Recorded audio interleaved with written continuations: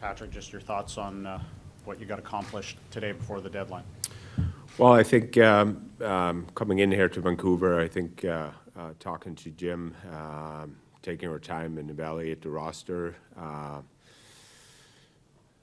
think we were able here yesterday to get a young defenseman in Travis Dermott in here, and obviously I want to thank Tyler Mott for what he have done for the Canucks and the city of Vancouver as well over his years here, and I believe Tyler is a good player.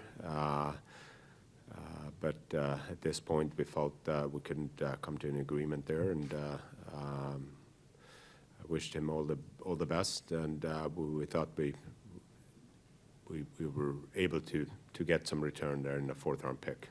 You also claimed Brad Richardson on waivers. What do you expect him to bring here?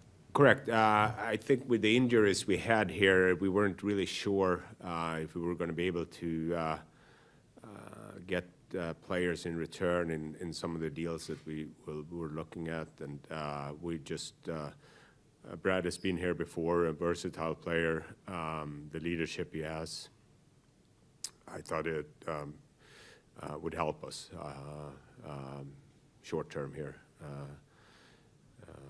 But as I said, the versatility there, playing center and wing and PK, so he's excited to come back here to Vancouver again. In the case of Mott, I know many expected him to move because it was a pending UFA. It went right down to the wire, it seemed. Was that more a case of still trying to get a contract with him done, if it was possible, or potentially to see if there was more available than a fourth-round pick? Yeah, a little bit of both, I would say.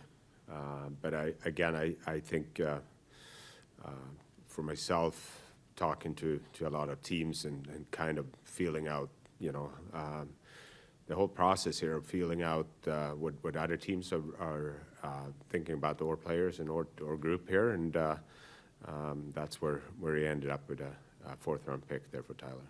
You mentioned you're not sure about players coming back. Can you give us any kind of an update on Nils Hoglander? He's still getting evaluated, and I don't think he's gonna. I'm not sure he's gonna go on the road trip.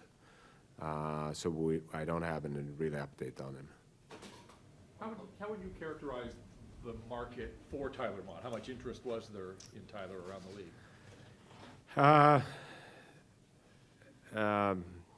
I would, well,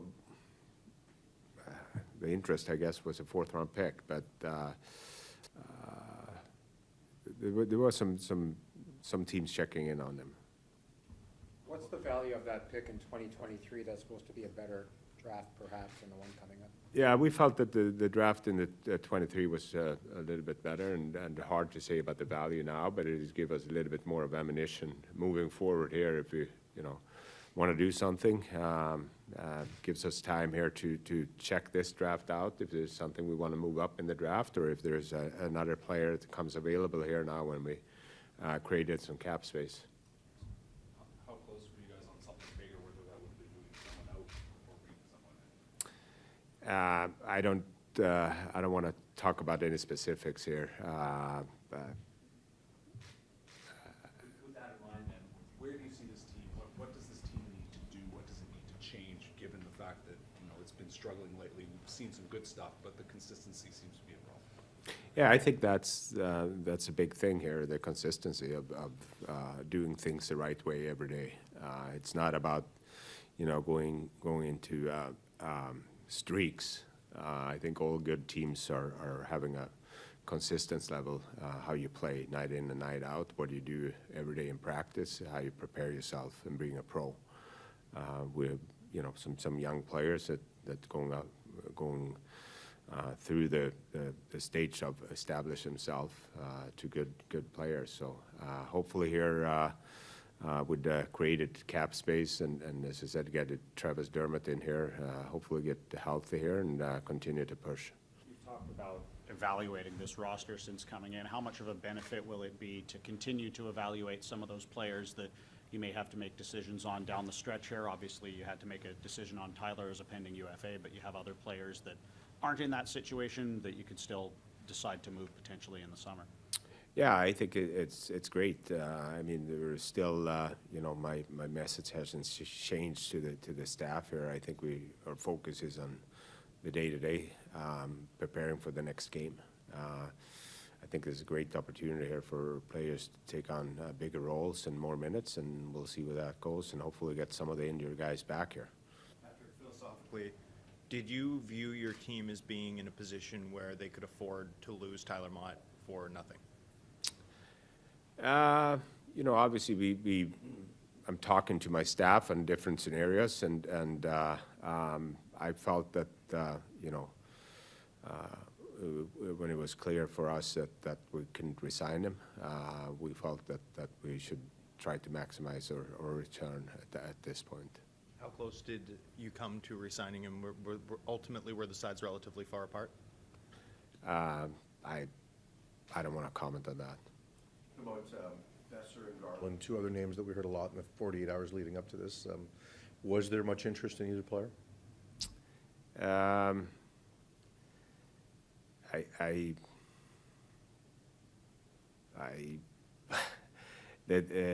couldn't tell you if there was much of interest or not, but I'm happy to have those players here.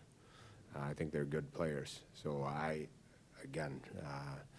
was talking to a lot of teams, but not specific on any of our players that we control for more than those UFA guys. Patrick, where do you stand? There's 18 games to go. You're not mathematically eliminated, but the homestand has made it. The math isn't great for the hockey club. What about the idea of bringing in a Jack Rathbone or a Will Lockwood or anybody else from Abbotsford? Do you see an opportunity for some of your younger players to get a look in the NHL before the season's done? Absolutely. I think those are the discussion I have all the time with my staff, and trying to put the best players on the ice to give us the best chance to win every night.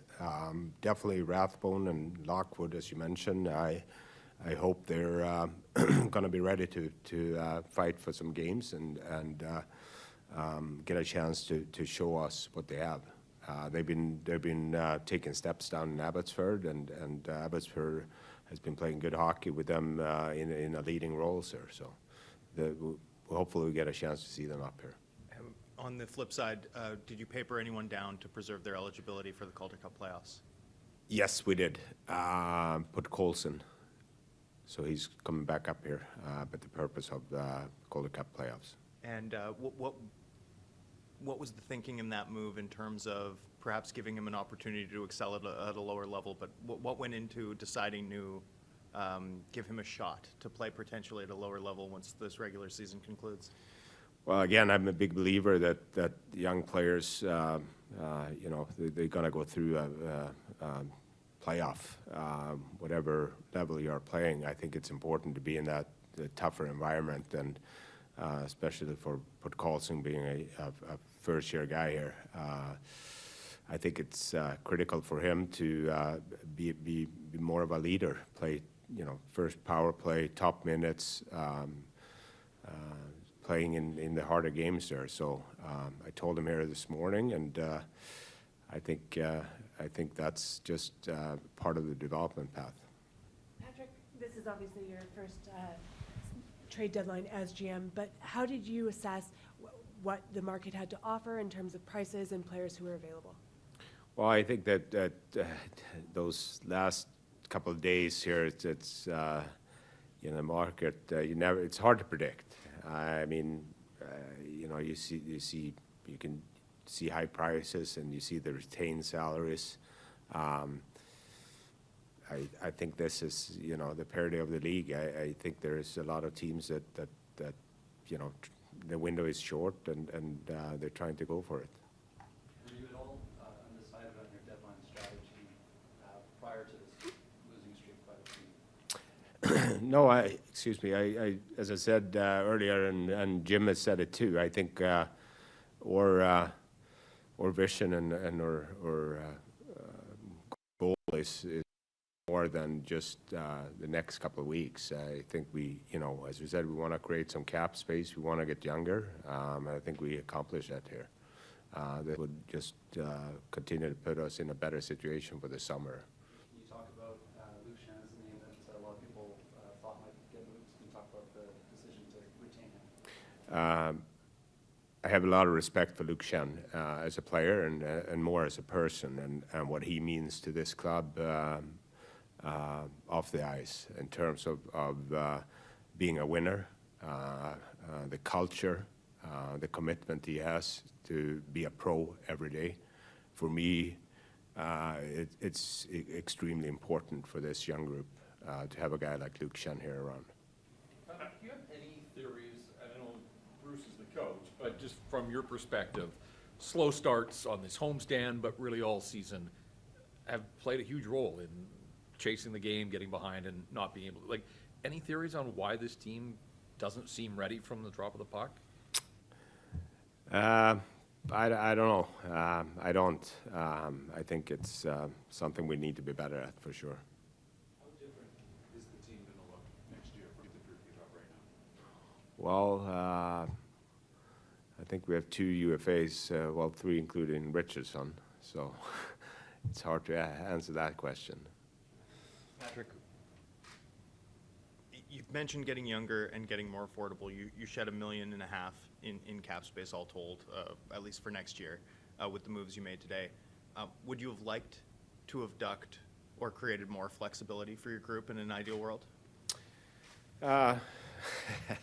That's a good question. I mean, it's just not only to create cap space. You want to make sure that you're looking at the bigger picture, how you built the team and what you want to accomplish, and I think that was just we felt that we picked up a younger defenseman in Travis, and obviously half of the salary from Hamonic there. So that was you can do both things there. But I also think that we looking in every way to improve our hockey club. Yaroslav Halak, a lot of speculation about him. He obviously had the no movement clause, and he's got the performance bonuses. What can you tell us about the last 24 hours in regard to him? Yeah, I mean, that's, I think, you, as you said, that's a big factor, for sure. And Yaro is a pro. He's a good goalie. He's been a good goalie in this league for a long time. And that was his contract. What was he asked to weigh? No comment on that. Patrick, you have one of the top scoring players in the NCAA right now with Aiden McDonough. Is there going to be a push from the Canucks to get him signed at the end of his season? I hope so. He's an intriguing player, and the relationship or development staff have with Aiden and his process in Northeastern over the last couple of years. In the end of the day, I think it's important for every player to make a decision if they are ready or not. If he's ready to come out, I would be very excited and to have him here in the organization and continue to work with him. We saw a lot of RFAs get signed today as well. Is there any progress towards a contract with Brock Besser? No, I've been talking to his agent, and we haven't made any progress there. You guys have talked a lot about needing to find some free agents from the NCAA or from Europe. Do you have any players you think you might be able to add in the next 6 weeks or so? Not at this point, so we'll see.